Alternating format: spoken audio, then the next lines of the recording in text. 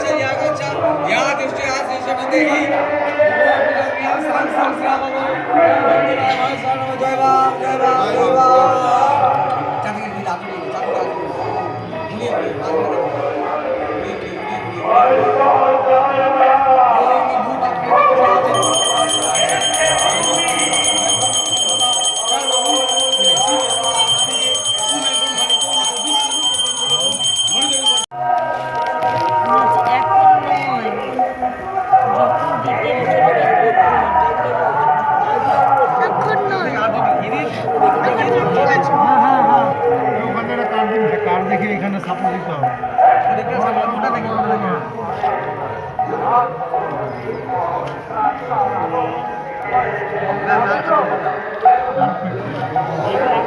লাগবে না, লাগবে না।